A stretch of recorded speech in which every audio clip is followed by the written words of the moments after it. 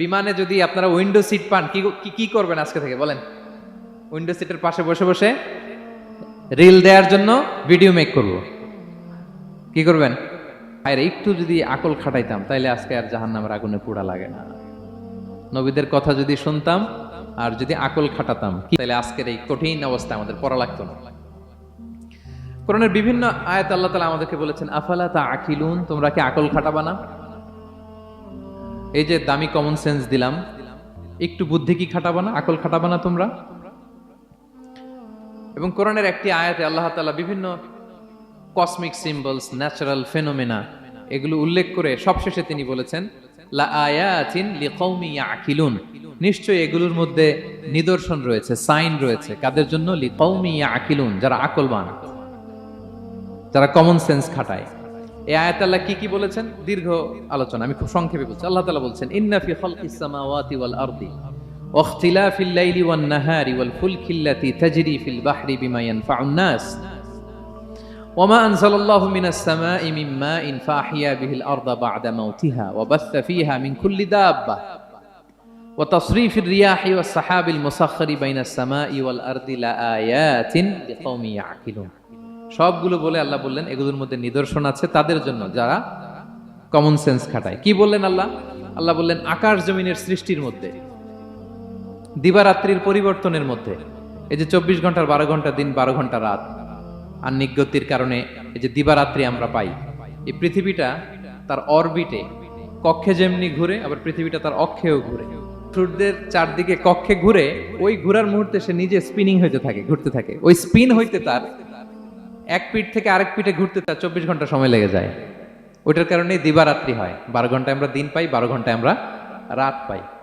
আল্লাহ বলেন এই দিবারাত্রির পরিবর্তনের মধ্যে নিদর্শন আছে। তারপরে সাগরে যে ভেসে বেড়ায় বড় বড় নৌযান, জলযান, আপনারা দেখেছেন কিনা জানি না, এই যে icon of the ocean, Titanic জাহাজের চেয়ে 10 গুণ বড় জাহাজ, আমি দেখে এসেছি পশ্চিমা দেশগুলোতে। এত বিশাল বড় জাহাজ, এটা সামনে দাঁড়ালে এটা দৈত্যের মতো মনে হয়। মালয়েশিয়াতে তো অনেক কন্ডোমোনিয়ামস, 10-15টা কন্ডোমোনিয়ামস একসাথে জোড়া লাগালে এটা যত বড়, ওই ক্রুজগুলো, জাহাজগুলো এত বড়। এক একটা জাহাজের ভেতরে 3000-4000 হোটেল রুম আছে, 8-10টা রেস্টুরেন্ট আছে, ফুটবল স্টেডিয়াম আছে, থিম পার্ক আছে, বিশাল একটা এন্টায়ার সিটি। এই বিশাল ক্রুজগুলো, Icon of the Sea, Virgin Voyages, Royal Caribbean, এগুলো সাগরের উপর দিয়ে ভেসে বেড়ায়। আল্লাহ বলে ওয়াল ফুলকিল্লাতি তাজরি ফিল বাহরি বিমা ইয়ানফাউন নাস, সাগরের উপরে বিশাল বড় বড় ক্রুজগুলো ভেসে বেড়ায়, এর মধ্যে নিদর্শন আছে। এরপর আল্লাহ বললেন আমি পানি থেকে সব প্রাণী তৈরি করেছি, ওয়াজআলনা মিনাল মাই কুল্লা শাইইন হাই, সব প্রাণ এসেছে পানি থেকে। বিজ্ঞান এটাকে কনফার্ম করেছে। তারা বলেছে পৃথিবীর সর্বপ্রথম এককোষী প্রাণীর নাম হচ্ছে অ্যামিবা। অ্যামিবা এসছে, জুপ্লাঙ্কটন, ফাইটোপ্লাঙ্কটন, ব্যাকটেরিয়া প্লাঙ্কটন, এভাবে স্পিসিসগুলো ডেভেলপ করেছে। আল্লাহ বলে এর মধ্যে নিদর্শন আছে। এরপর আল্লাহ তাআলা বলেছেন মৌসুমী বায়ু, এই যে বায়ুর প্রবাহ, এতে নিদর্শন আছে। আর আকাশ জমিনের মাঝখানে যে মেঘমালাগুলো ভেসে বেড়ায়, এই সবগুলোর ভেতরে নিদর্শন আছে। কাদের জন্য? আল্লাহ বলেন লা আয়াতিন লিকৌমি ইয়াকিলুন, তাদের জন্য যারা আকল খাটায়, যারা কমন সেন্স খাটায়। সুবহানাল্লাহ পড়বেন না? এজন্য বিমানে যদি আপনারা উইন্ডো সিট পান কি করবেন আজকে থেকে বলেন? উইন্ডো সিটের পাশে বসে বসে রিল দেওয়ার জন্য ভিডিও মেক করব। কি করবেন? হ্যাঁ, আল্লাহর নিদর্শন দেখব, কত ক্ষুদ্র আমি, কত নগণ্য আমি, কত তুচ্ছ আমি, এটা বুঝবার চেষ্টা করব। তাহলে 4টা পয়েন্টের 2টা চলে গেল, একটা হচ্ছে নাযার আর একটা হচ্ছে আল আকল। 3 নাম্বার কি ছিল? একজন বলতে হবে। আত-তাফাক্কুর। আত-তাফাক্কুর মানে ক্রিটিক্যাল থিংকিং। ক্রিটিক্যাল থিংকিং করা। আল্লাহ যে আমাদেরকে ব্রেন দিয়েছেন, এটা দিয়ে ক্রিটিক্যাল থিংকিং করা, ব্রেনটাকে কাজে লাগানো, গড্ডালিকা প্রবাহে ভেসে না বেড়ানো, ব্রেনটাকে আমরা যেন কাজে লাগাই। আত-তাফাক্কুর। ইব্রাহিম আলাইহিস সালাম এই আত-তাফাক্কুর বা ক্রিটিক্যাল থিংকিং এর ক্ষেত্রে আমাদের জন্য অনুপম আদর্শ ছিল। কোন নবীর নাম বললাম? সবাই বলেন তো নবীর নাম কি? উনি যেই সময়টাতে পৃথিবীতে এসেছিলেন তখন কেউ করতো তারার পূজা, কেউ করতো চাঁদের পূজা, কেউ করতো সূর্যের পূজা। আমরা হইলে কি করতাম? কোনো এক দলে ঢুকে যেতাম। কি বলেন? এক দল করে তারার পূজা, আরেক দল সূর্যের, আরেক দল চাঁদের। আমরা হইলে কি করতাম? এক দলে ঢুকে যেতাম, উনি ঢুকেন নাই। উনি এই তারকা পূজারী, সূর্য পূজারীদের চিন্তার দেয়ালে আঘাত করেছেন। সুবহানাল্লাহ। ফালাম্মা জান্না আলাইহিল লাইলু রাআ কাওকাবা। উনি কিভাবে সত্যের সন্ধান পেলেন দেখেন।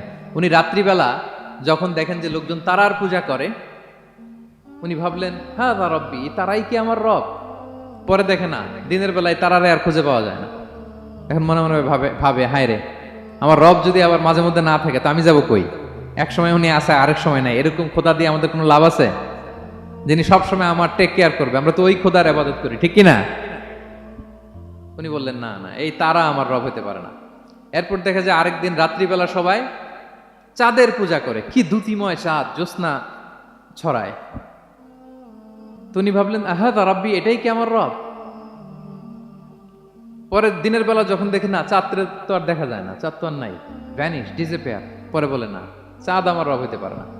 এবার দিনের বেলা দেখলেন দ্বিপ্রহরের জল জলে সূর্য খা খা রোদ বিলাচ্ছে গোটা বিশ্বে। দেখে যে সবাই এটার ফলোয়ার বেশি, সবাই সূর্যের পূজা করে। কিন্তু আবার গোধূলি লগ্নে সানসেটের টাইমে যখন সূর্যও ডুবে গেল, হায় হায়, উনি বিপদে পড়লেন। এবার আমি কই যাব? সূর্যও তো থাকে না। আল্লাহু আকবার। তখন তিনি ঘোষণা দিলেন, ইন্নী ওয়াজ্জাহতু ওয়াজহিয়া লিল্লাযী ফাতারাস সামাওয়াতি ওয়াল আরদা হানিফা ওয়া মা আনা মিনাল মুশরিকিন। হে তারকা পূজারী, হে চাঁদের পূজারী, হে সূর্য পূজারী, আমি তোমাদের কোনো দলের সাথে নাই, বরং আমি আমাকে ওই সত্তার দিকে মনোনিবেশ করলাম, আত্মসমর্পণ করলাম।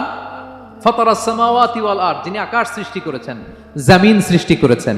হানিফা ওয়া মা আনা মিনাল মুশরিকিন, আমি শিরক করি না, আমি হানিফ হিসেবে সেই আল্লাহর ইবাদত শুরু করে দিলাম। পড়েন আল্লাহু আকবার। তাইলে উনি স্রোতে গা ভাসান নাই, কোন এক দলে না ঢুকে উনি ওনার ক্রিটিক্যাল থিঙ্কিং, ওনার অ্যানালজি, ওনার বিবেককে উনি কাজে লাগিয়েছেন। তো সম্মানিত সুধী, এজন্য চিন্তা করা, এটাকে আরবিতে বলে আত-তাহান্নুস মিন বাকায়া আল ইব্রাহিমিয়া। এটা ইব্রাহিমী চিন্তার অবশিষ্টাংশ। সেদিন ইব্রাহিম আলাইহিস সালাম এভাবে চিন্তা করতেন, গবেষণা করতেন।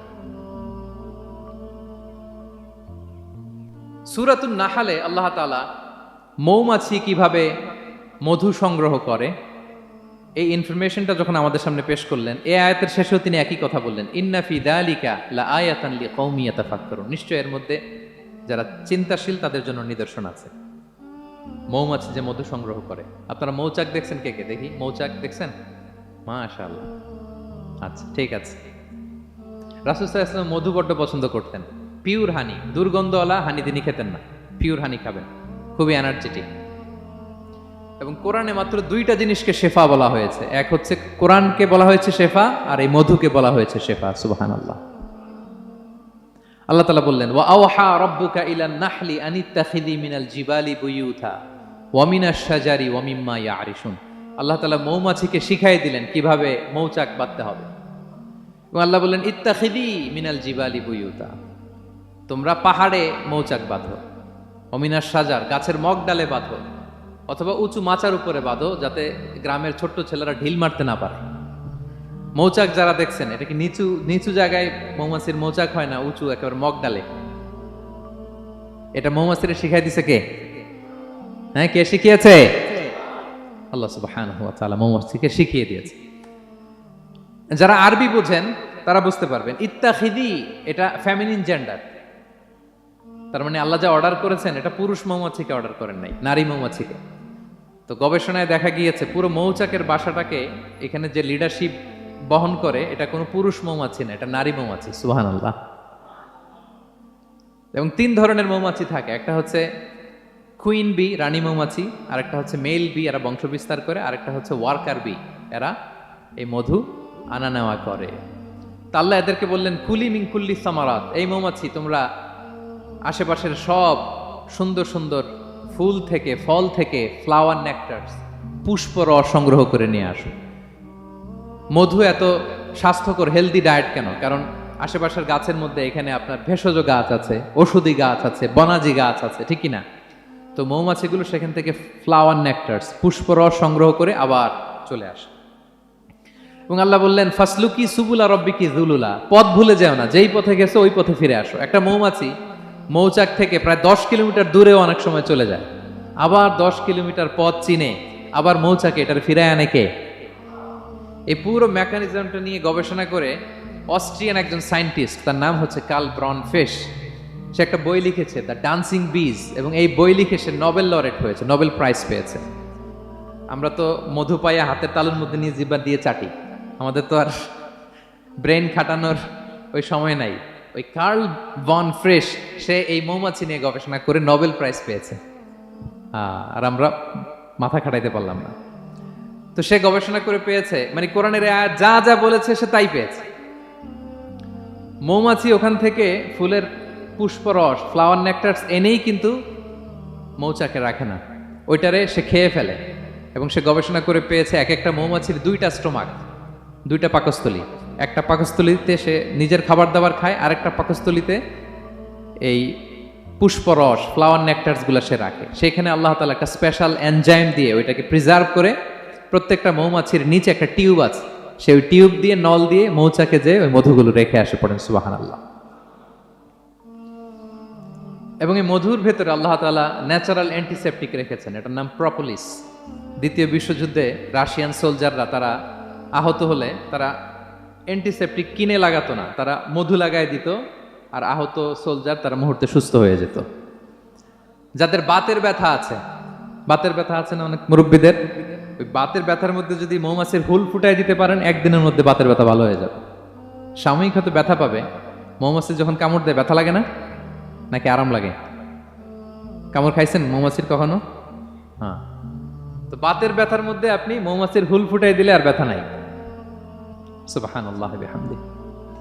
মুখতালিফুন আলওয়ানু, বিভিন্ন ধরনের ক্রিম হানি, হোয়াইট হানি, ইয়েলো হানি, ব্ল্যাক হানি, নানা ধরনের হানি আল্লাহ তাআলা এইভাবে প্রিজার্ভ করেছেন মৌমাছির মধ্য দিয়ে। আল্লাহ বলেন এই যে এতগুলো মৌমাছি পুষ্প রস এনে মৌচাকের মধ্যে রসগুলো রাখে, মধু তৈরি হয়। আল্লাহ বলেন ইন্না ফি যালিকা লাআয়াতান লিকওমি ইয়াতাফাক্কারুন, নিশ্চয় এর মধ্যে আল্লাহ তাআলা চিন্তাশীলদের জন্য নিদর্শন রেখেছেন।